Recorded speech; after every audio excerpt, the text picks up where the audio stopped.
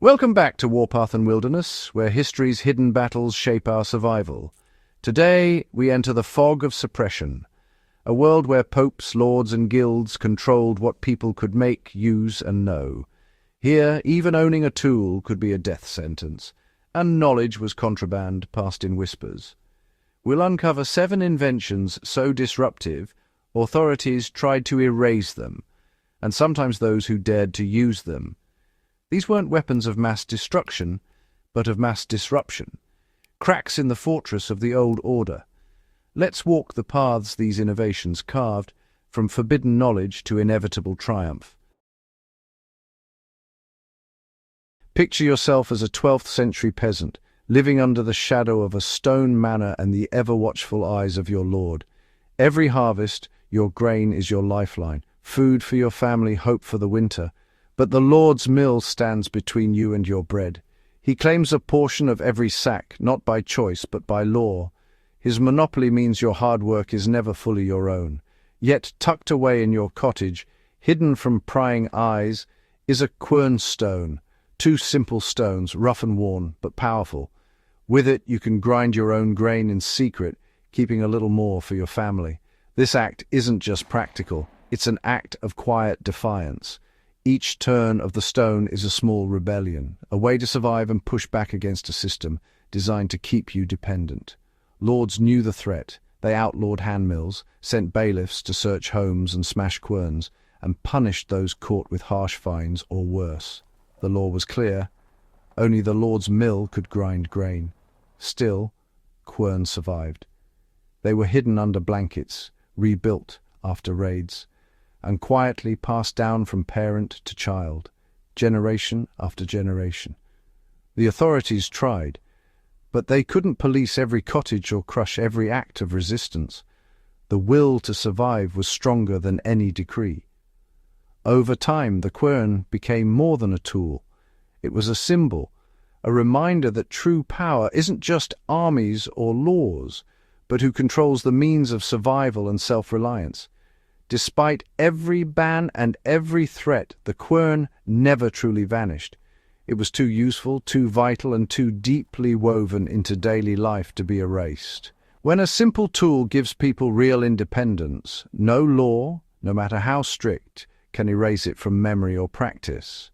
The idea of self-sufficiency once learned is almost impossible to unlearn.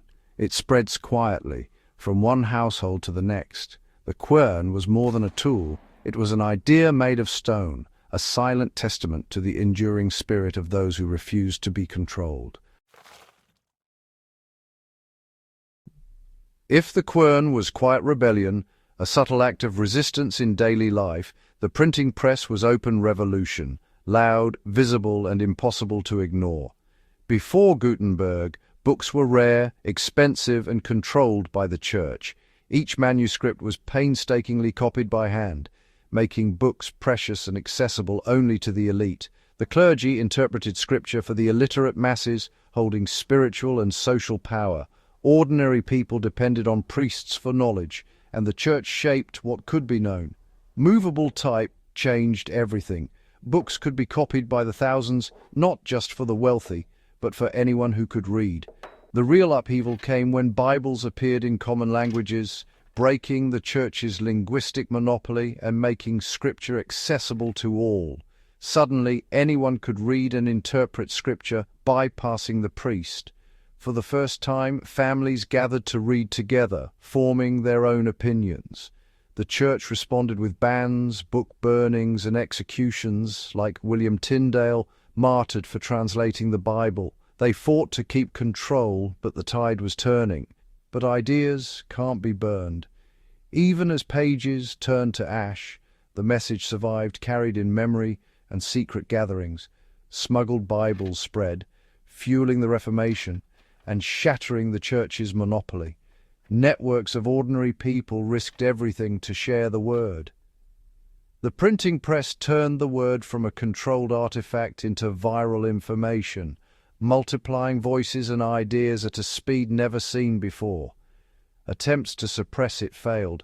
The press empowered individuals, sparked debate, and changed Europe forever, laying the groundwork for the modern world. Timber was life in the medieval world, and sawyers' guilds controlled its production. Enter the water-powered sawmill, a machine that could outwork dozens of men.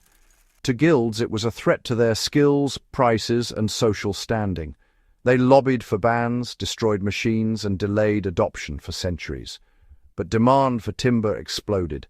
Cities, cathedrals, navies needed more wood than hand labor could provide. Sawmills spread in the countryside beyond guild control. Economic necessity overwhelmed resistance. Bans eroded and vanished. The machine won. The future needed more wood than the past could supply.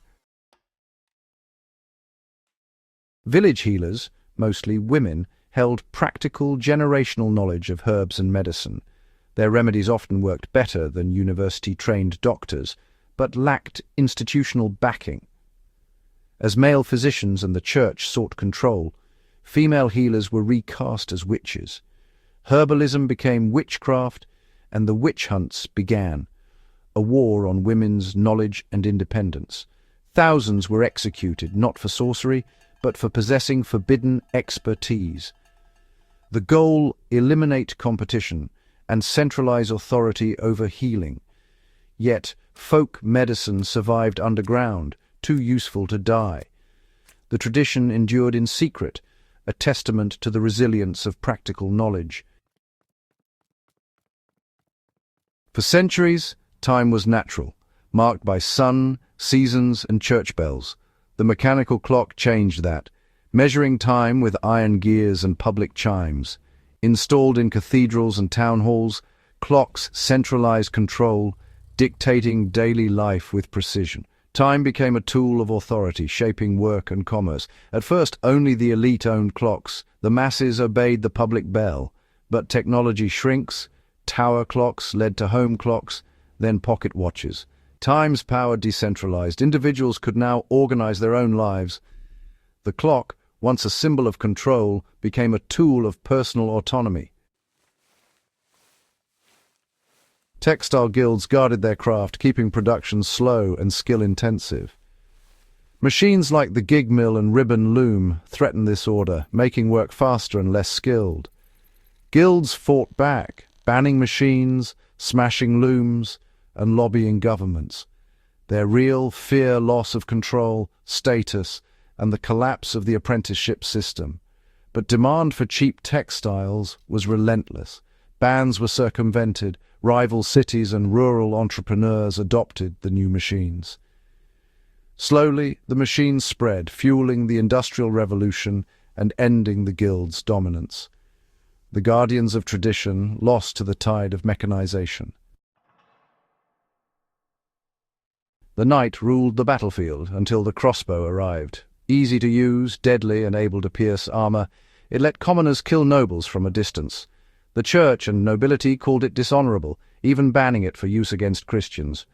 But bans failed, crossbows won battles, and kings ignored prohibitions. Mercenary crossbowmen became prized troops, and the weapon spread. The crossbow shattered the monopoly of violence, leveling the field between peasant and knight. On the battlefield, effectiveness trumped status and tradition. These 7 inventions, the humble quern, the revolutionary press, the sawmill, the healing herb, the relentless clock, the intricate loom, and the powerful bow, each changed the world in ways their inventors could scarcely imagine. Together, they share a single story. Power always resists what empowers the many, fearing the loss of control. Yet every attempt at suppression failed, not out of mercy or oversight, but because human need and ingenuity are truly unstoppable forces. The bans and decrees were like dams, but the river of progress, driven by necessity and hope, always broke through, reshaping the landscape of history. For every edict, there was a secret tool hidden away. For every book burned, another was smuggled and preserved in secret. The refusal to let knowledge die is our inheritance, passed down through generations who risked everything to keep wisdom alive. It's the legacy of rebels, visionaries, and innovators who refused to let the future be cancelled, no matter the cost. If this history resonates with you, don't forget to like, share, and subscribe to Warpath and Wilderness for more stories of resilience and ingenuity. Join the conversation below. Tell us which suppression surprised you most and what modern parallels you see in today's world. Remember, understanding the past isn't just academic, it's survival training for the next frontier. Thanks for watching and stay curious and stay